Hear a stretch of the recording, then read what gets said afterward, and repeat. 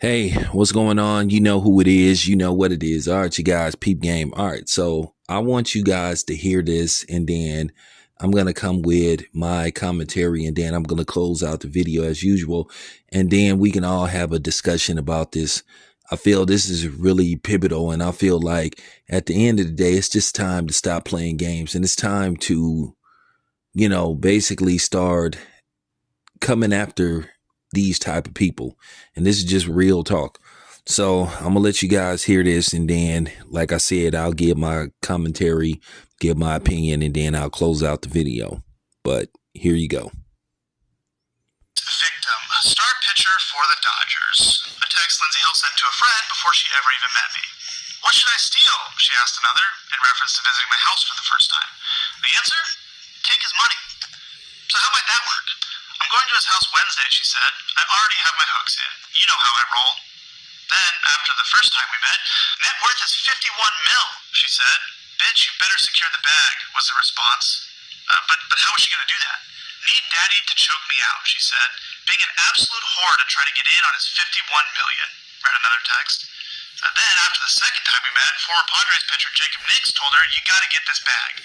I'll give you 50,000, Lindsay replied.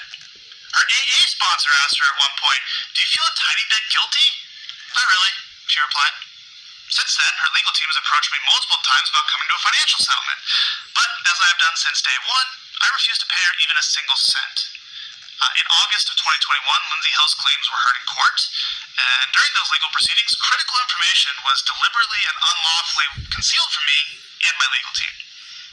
Information like this video, which was taken by Lindsey Hill herself the morning after she claimed she was brutally attacked, emotionally traumatized, and desperate to get away from me. Now we have the metadata, so there can be no dispute.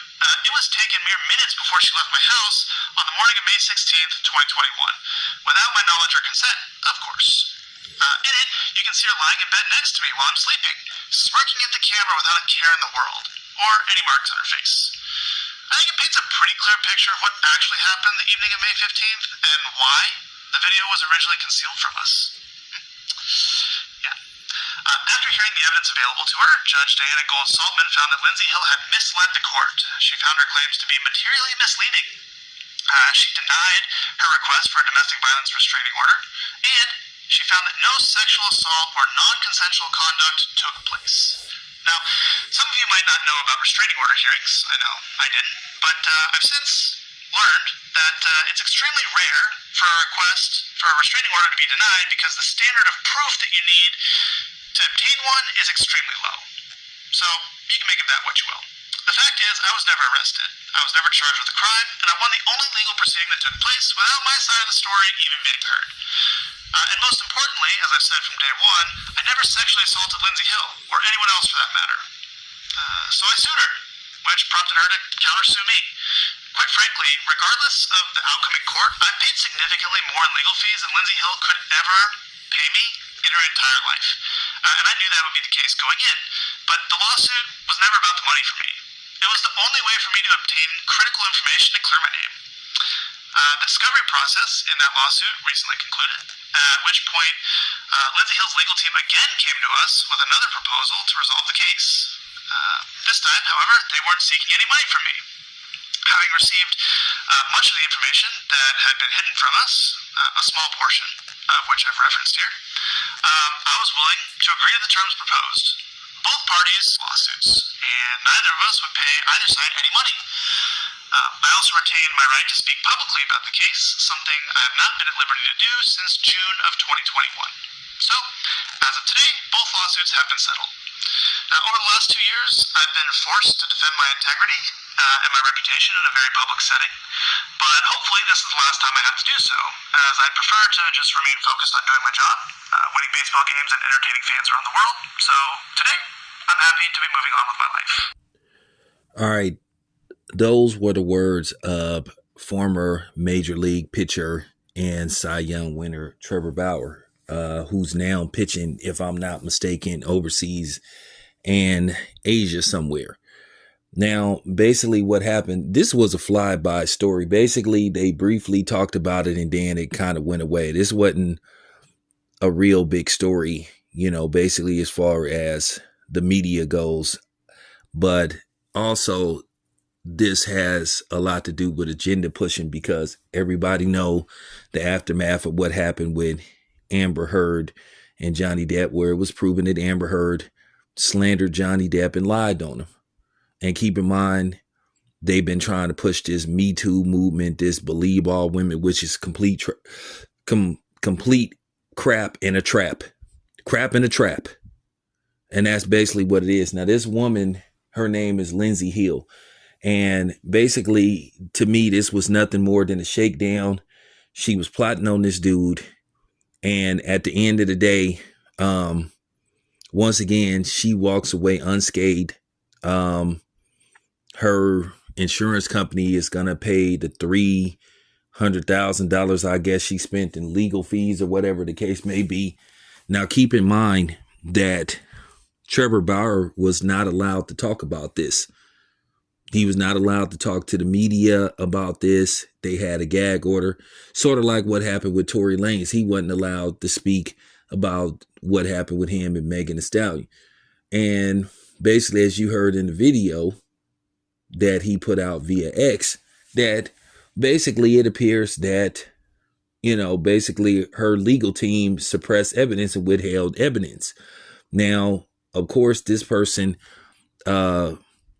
on May 15th, I guess she posted pictures of her laying in bed with him while he sleep. And I don't know if you guys know, in California, it's illegal to do stuff like that. Like, you can't record a phone call in California and put it on social media without having the person's consent. So, to me, she should be in trouble for that. And I don't know who she was talking to, but she referred to him as the next victim. Very damaging. But to make a long story short, Trevor Bauer was never arrested, never charged. And this person, Lindsay Hill, is possibly a drunk.